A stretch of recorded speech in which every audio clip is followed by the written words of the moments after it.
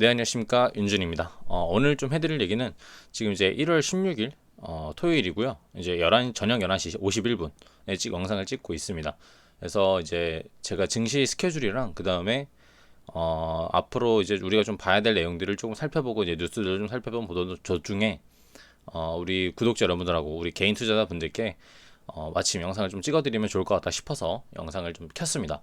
오늘 좀 이제 해드릴 얘기들은 제가 이제 증시 스케줄을 봤었는데 증시 스케줄에는 뭐 특별한 이슈들은 없었어요. 뭐 다음 주에는 그냥 뭐 신규 상장하는 종목들이나 아니면 무상증자 관련된 종목들만 뉴스들이 쫙 떠 있는데 뭐 보유하고 계신 분들만 무상증자 스케줄 확인하셔서 보시면 좋을 것 같고 보호 예수 물량들도 뭐 풀리는 것들이 뭐 특별한 종목들은 없었던 것 같아요. 그래서 이번 영상에서는 증시 스케줄 대신에 지수들이나 앞으로 좀 우리가 어떤 포지션들을 좀 잡으면 좋을지 이런 얘기들을 좀 해드리려고 합니다. 제가 금요일 날이었죠. 토요일 날 오늘 올라갔던 영상이 이제 중소형주 우리가 좀 담아야 될 때다. 이런 이제 영상을 좀 찍어드렸는데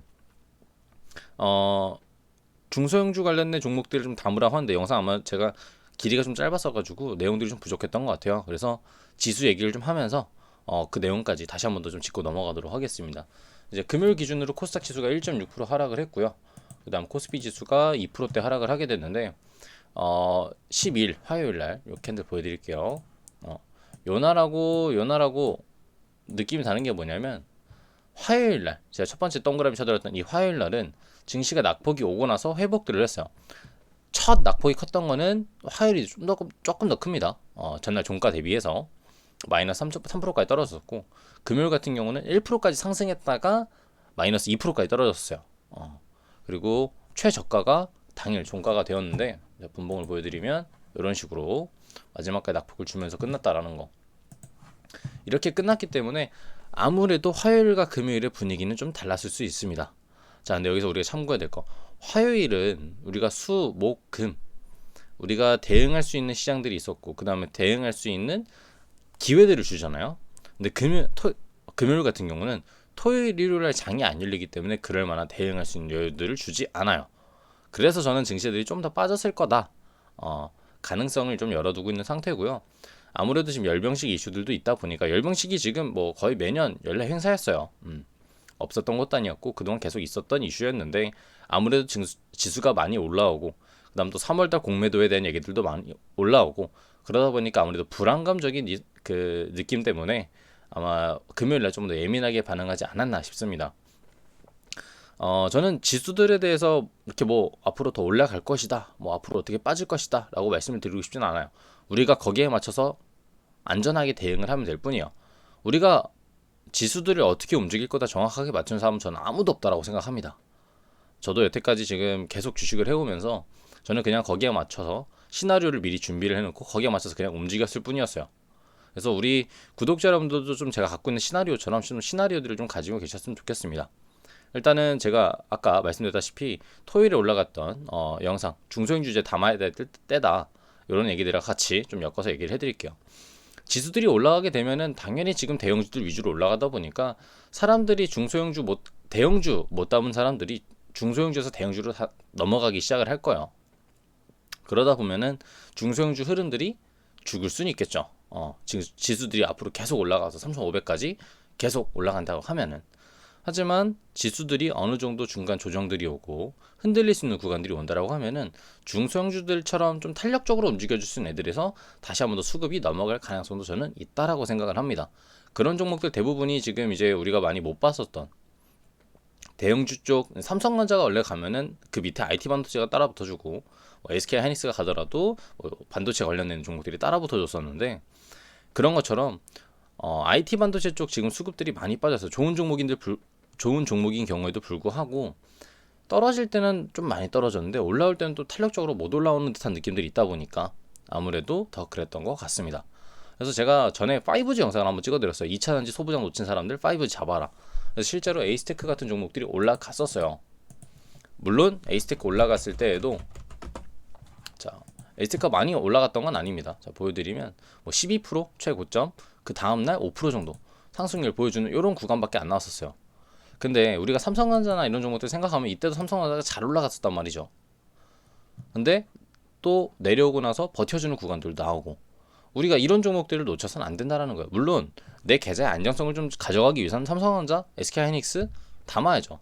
50% 담을 거 한 40%까지만 담아놓고 남은 10%좀 가볍고 우리가 앞으로 기대 좀 해볼 만하고, 그다음 수급들이 오는 거 즉각 체크할 수 있도록 뭐 에이스테크나 아니면은 2차전지나 LNF나 이런 중소형주의 대장격 있는 종목들을 담아놔야 된다라는 거.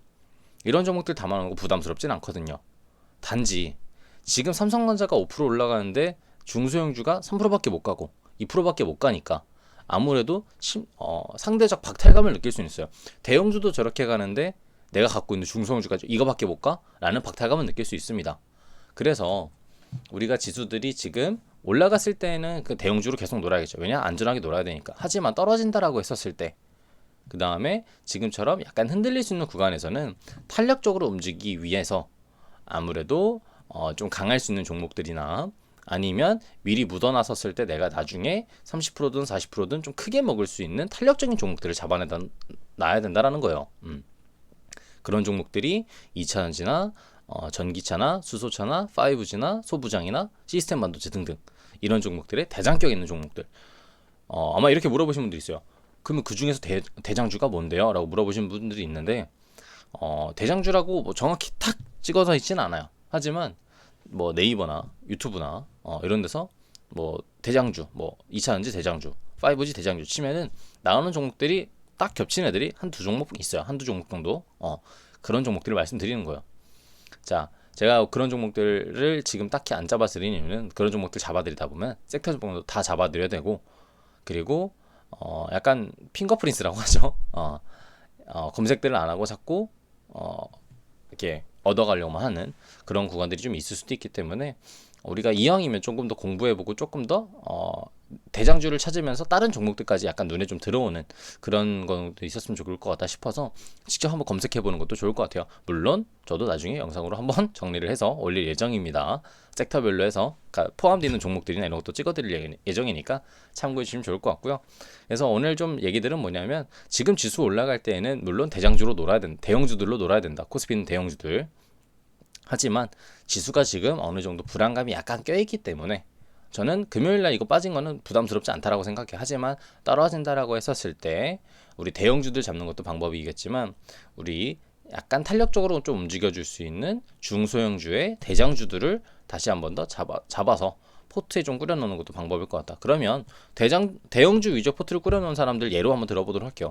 내가 그동안 대형주를 50에서 70% 또는 50% 내외 정도로 담고 있었다라고 하면은, 대형주 포트를 한 40% 또는 30% 정도까지 줄이고 나머지 10에서 20% 정도를 중소형주로 담아놓고 나머지 현금으로 보유 했었을 때 보다 편리하고 안전하게 움직일 수 있다라는 거 좀 설명을 좀 드리고 싶었어요.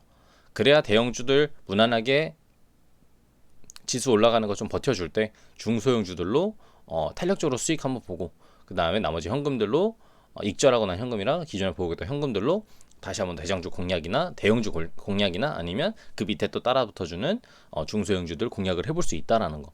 조금 더 탄력적인 현금들로 운영을 가능하니까 저는 운영할 수 있는 시나리오에 대해서 한번 설명을 드렸고요. 저는 지금 뭐 이렇게 막 시장들이 불안하거나 또는 어렵거나 그렇다라고 생각은 하진 않아요. 다소 지금 많이 올라왔기 때문에 조금 흔들릴 수 있고 조금 어렵게 느껴질 수 있는 구간이다. 전 지수는 3,000포인트 뭐 그건까지 떨어져도 조금 괜찮을 거라고 생각하니까 그런 부분들 참고해 주시면 좋을 것 같습니다. 영상을 찍다 보니까 9분 정도 찍게 되었는데, 다음에는 제가 조금 더 희망찬 얘기들을 좀 준비해 올 수 있는 얘기들 한번 더 가져와 보도록 할 테니까요. 구독하고 좋아요, 알림 설정 한 번씩만 눌러주시고, 다음에는 더 좋은 영상, 더 좋은 내용, 더 좋은 강의로 또 찾아뵙도록 하겠습니다. 감사합니다.